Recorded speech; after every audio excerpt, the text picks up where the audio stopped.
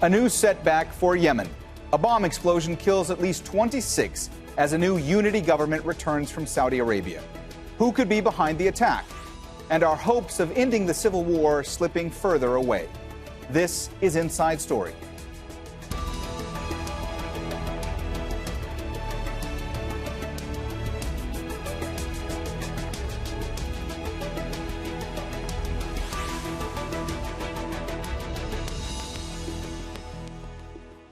Hello and welcome to the program. I'm Mohammed Jamjoom. Yemen's new unity government has come under attack just a week after it was sworn in. At least 26 people died when a bomb exploded as ministers stepped off a plane at Aden airport. The government members were unhurt, but 3 Red Cross workers were among the dead. The Saudi-Emirati coalition responded with airstrikes against Houthi rebels who deny being behind the attack. It's the latest setback to peace after nearly 6 years of civil war in Yemen, as Barbara Angopa reports. Waving at supporters as they climbed off their flight at Aden airport. Members of Yemen's new unity government returned days after being sworn into office at a ceremony in Saudi Arabia.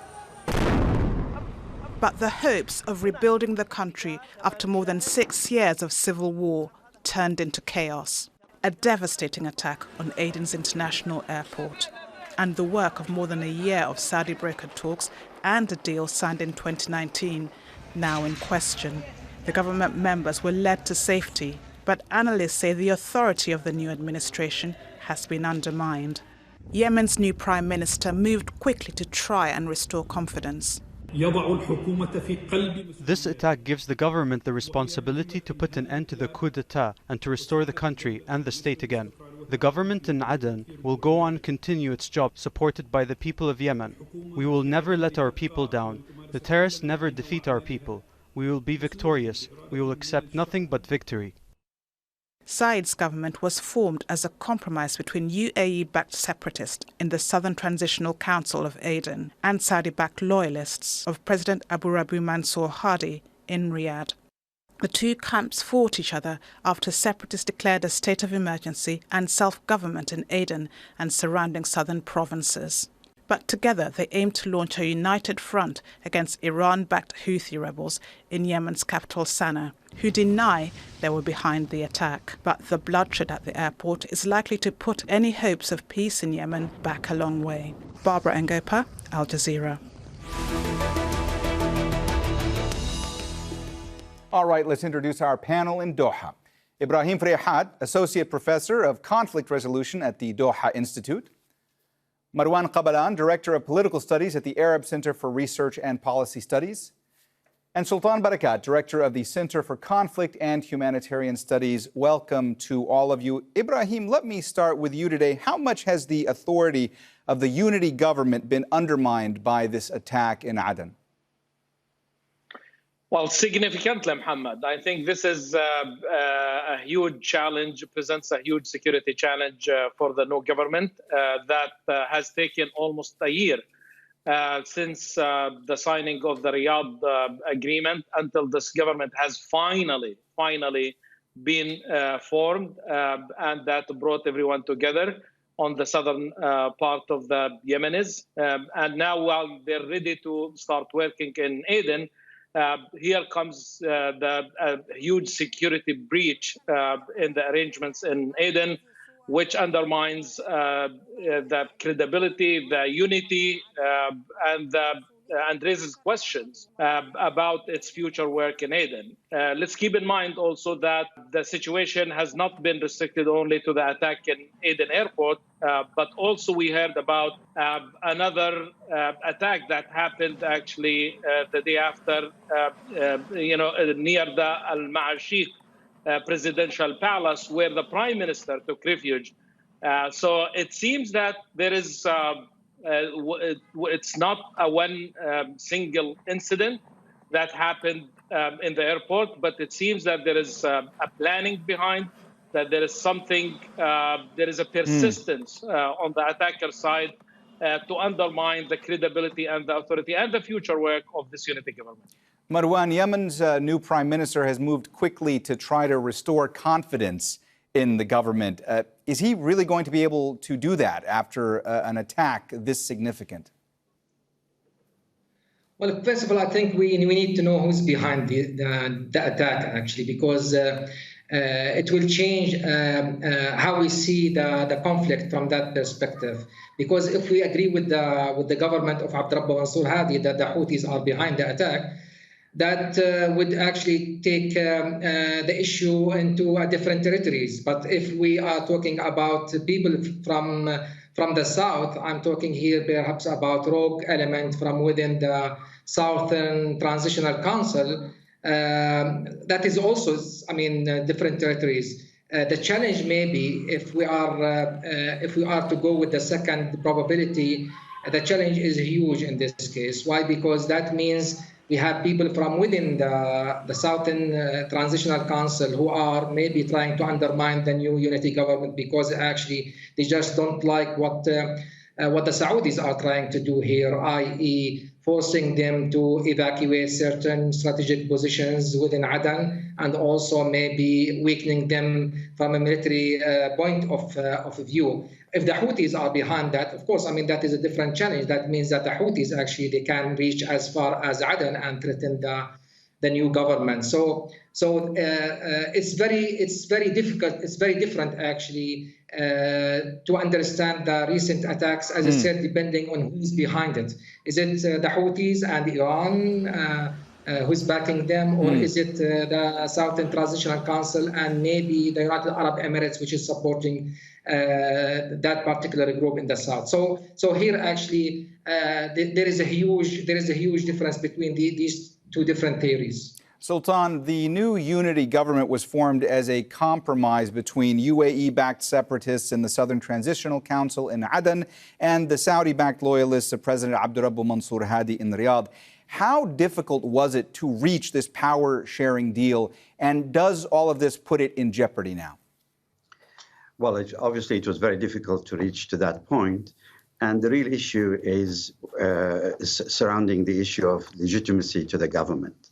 Originally Hadi's government was considered as the legitimate representative and the legitimate government of the Yemen, and the whole war was launched in order to protect this legitimate government, and the UN resolution 2216 went through and so on. And now we are in a situation where that government has actually been negotiated, and it's been negotiated because of a fracture between the United Arab Emirates and Saudi Arabia as the allies, each backing a different side. Now that in itself has already reduced the legitimacy of this arrangement, and has made it very, very difficult in the eyes of the Yemenis, but also outside Yemen, people to look at it and take it seriously, especially when the government was named still in Riyadh. And now there is a real risk with this attack that they may withdraw the government back to Riyadh from Aden. And I think that would be very, very dangerous at this stage. From a different perspective, everybody wanted the Yemenis to have a unified voice as possible, and to try and reduce this conflict as much as possible into a two-sided conflict, Houthis and the others. So a lot of effort, as Ibrahim mentioned earlier, went into establishing this government. And I think this attack has, again, depends, as Marwan said, if it is Houthis who went after the aeroplane and the delegation, then that may help mobilize people around the government. And if it is actually other sides, then it's a different scenario. Ibrahim, from your vantage point, do you believe that this attack was meant to destroy the new unity government? Well, regardless of who's the attacker, the answer, I believe, is yes. Whether it's the Houthis, as in the first scenario, that they want to send a very strong message that this unity government that took you a whole year in order to put it together and agree among all the different factions, here's our response. The moment they arrive at the airport, then the attack or the missiles or the mortar shells, because that's also, there is a big difference between whether this has been hit by ballistic missiles, as some of the theorists suggest, or mortar shells, because this this has security implications. Whether it's within, the attack happened within the city of Aden or it came from outside. So regardless, I think whether it came from outside or from Aden, the message is still very strong from the Houthi side that we're ready to challenge it, and here is the message. However, if this actually came from the Southern Transitional Council, then we have a much bigger problem on our hands, because this raises serious questions about to what extent actually the separatist council in the south is ready to work together with the new government. Because this now has, if it's this the case, then it raises serious questions about the future of this government and to what extent they're willing to cooperate, because one major reason is that they are in control of security in the entire city of Aden. Unless you receive a genuine and strong support from the Southern Transitional Council, I don't think this government can work, because, again, of their control of the security. But also, for the benefit of this analysis, let's also not exclude, though the chances are not great, but let's also not exclude other scenarios, like there are other players in Aden, like Qaeda, ISIS. In the past, they launched some attacks. So again, though this is not a very strong scenario, but it's still as one of the cases, or some rogue elements from the Southern separatist movement and the Transitional Council. If it's behind it, then it will present a different set of challenges, because unless the government, the leadership of the Southern Transitional Council is behind this, then I think the challenges will be more manageable to deal with, and will be easier for the government to work with.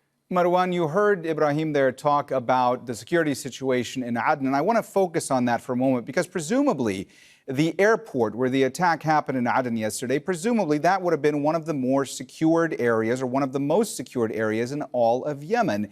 If an attack like this can happen in a place that is supposedly as heavily fortified as the airport should have been, what is that saying about the security situation in the country overall? Well, it shows actually how difficult the position of the Yemeni government is at this point. Yemen is just like all other conflicts in the region. You have so many, it's very complicated because you have so many parties who are involved in this conflict. I mean, locally you have the Houthis, you have Ali Abdurrabba Mansour Hadi, and you have the Southern Transitional Council.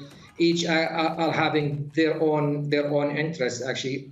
Of course, I mean, as Ibrahim said, also you have also Al-Qaeda and ISIS. Regionally, you have Iran, you have Saudi Arabia, you have the United Arab Emirates, who are also having different agendas. Even the Saudi Arabia and Emirates, they don't have the same agenda when you talk about Yemen. And internationally, of course, you have also other players. So this is a very difficult, actually, conflict in which you are trying actually to bring almost all the parties to agree on something, which is going to be extremely difficult. But the Saudis actually managed to do over the past year, actually, when they managed to have the two sides in the south, the government of Abdurrabba Mansour Hadi on one hand and the Southern Transitional Council on the other hand, agreeing on forming a unity government. Of course, I mean, that is a very good step forward. But as we said throughout the discussion, there are so many challenges. Of course, you have the political challenge. The Saudis have been trying actually to put this government in place for many months now. They managed finally, because they are becoming also under huge pressure. They are expecting the incoming Biden administration to put pressure on them in order to stop the war in Yemen. The war in Yemen is the worst humanitarian crisis described by the United Nations. And the Saudis, actually, their image has been tarnished because of their involvement in the war in Yemen.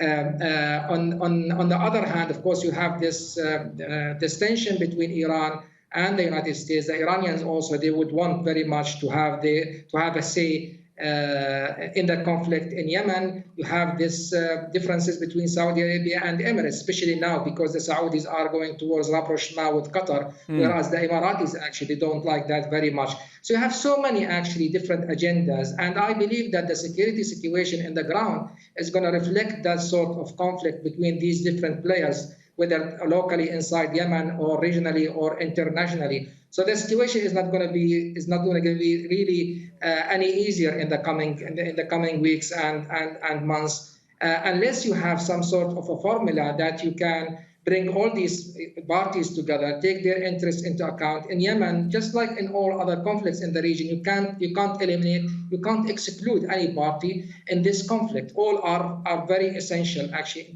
into having some sort of a political solution. So let's see how things are going to play out in the coming weeks, especially after the coming of the new administration in the White House, how that's going to actually be affecting the position of the United Arab Emirates, Saudi Arabia, Iran, how that's going to reflect on the local parties in Yemen, and how that's going to be actually reflected also on the security situation in that country. Sultan, you heard Ibrahim there make mention of groups that still have a presence, no matter how small, on the ground in Yemen, groups like ISIL and Al-Qaeda. So I wanted to ask you, first of all, how much of a threat in Yemen is still posed by groups like Al-Qaeda and ISIL? And also, is there a security vacuum in Yemen? And if so, how much of a security vacuum is there? I think it probably is a mistake to talk about this event as a breach of security, as if security existed in the country. Security, and I'm sure if we were to speak to colleagues and friends from Yemen, they will tell you that it's a commodity that they've lost for a long time now. And it is missed in Aden as much as it is in Sana'a and elsewhere. The issue here, of course, the Al-Qaeda and all these terrorist groups have thrived as a result of the fault line between the Houthis and the others. And they managed very much like water in the cracks. They've moved around, they've re-engaged and so on. And I think this is something that the Americans will come to realize very soon after Biden takes over the office in Washington. The threat from terrorism is still very much there. The real issue about these attacks that I fear is that it is pushing for an increased conflict escalation, and maybe it is pushing the Houthis another step forward. By October this year, they, for the first time, opened new fronts around the city of Ma'rib, which is resource-rich, and in fact, they have managed to win one position on the outskirts of the city, but they stopped there. Now, with this escalation, it is likely that the Houthis will push further. Iran will be much more interested and excited in supporting them so that they prepare for when the new American administration arrives. They need a stronger hand to be able to negotiate with the United States. And as such, I think if we look back at who's behind this incident, I agree with Marwan that it could be any side, and there are many theories that are coming out. One of them speaks very clearly about the fact that Shalash, the head of the Southern Council, has actually left the airport before the missiles struck, and that points the fingers as to whether there has been something agreed that the others were not aware of, and so on. The real loss, I think, is again, we're going to have delays in the potential of resolving this conflict through negotiations. In November, a few weeks ago, Saudi has reportedly offered the Houthis a kind of a deal to do with them offering a ceasefire in return for establishment of a buffer zone, and also they were willing to ease the air and sea blockade. And that in itself was actually a step forward in that the Saudi Arabia started to directly negotiate the issues with the Houthis. I think it is it's long due now that the international community, Saudi and the regional countries, should really approach this problem beyond it being Hadi versus the Houthis. And there should be direct negotiations with the Saudis over their particular interest, as much as between them and Hadi. Ibrahim, Marwan mentioned a few moments ago that there's a lot that could impact the situation on the ground in Yemen. And one of the things that will be interesting to see is how the incoming Joe Biden administration in the U.S. might change things on the ground. Do you think they will play a bigger role in Yemen? Will a President Joe Biden in the United States do something different that could impact the situation on the ground in Yemen from your perspective? Well, one important thing, Mohammed, about this conflict, unfortunately, that it's really logged to the regional conflict, to the regional components of the challenge of the rivalry, between Iran and Saudi Arabia and the United States, and all the movement that we're seeing on the regional level. And that has been probably the primary reason why this conflict has not been resolved, because simply you cannot just separate it from what's going on the regional and international level. Iran is backing the Houthis, is supporting the Houthis, and it's a cheap proxy war for Iran to support, while Saudi Arabia continues to bleed for the past 5 years since this war started, with the heavy involvement of Saudi Arabia. But again, for Iran, this does not cost Iran much. But now we are seeing actually a new era after, call it, the post-Trump era that's taking place after January 20th. And what Biden is willing and able to do in order to address the regional conflict with Iran and its relationship with Saudi Arabia and others. I think Iran would be willing, the way I understand this, if it's offered a serious offer from the United States about the nuclear project, that probably would be willing to engage in some sort of a deal in Yemen, because Yemen is not a national security issue for Iran, and it's a low-hanging fruit for Iran. Iran, they can use this card. They did very well playing the cards in the different proxy wars in the conflict. So Iran might be willing to engage in some sort of deal making, depending on how the negotiations over its nuclear activities is going to do, and to what extent the United States is willing to support Saudi Arabia in this war. So I think after January 20th, we are talking probably about a new context, a new regional context for this conflict, which will, depending on the direction it takes, could either escalate the conflict or de-escalate, depending on the escalation or de-escalation of the regional conflict and the proxy wars that Iran is supporting in the region. Marwan, we only have a couple of minutes left. In your previous answer, you referred to the dire humanitarian crisis that's been going on in Yemen for quite some time. So I wanted to ask you a little bit more about that. There were 3 staff members with the Red Cross who were killed in this attack. Mark Lowcock, who's the Undersecretary General for Humanitarian Affairs and the Emergency Relief Coordinator, he issued a statement saying, "This tragic event is an urgent reminder that all parties in the conflict must respect their obligation under international humanitarian law to protect civilians, provide aid, workers with a safe working environment, and to spare civilian objects." So my question to you is, how will this attack further complicate humanitarian efforts going forward in Yemen?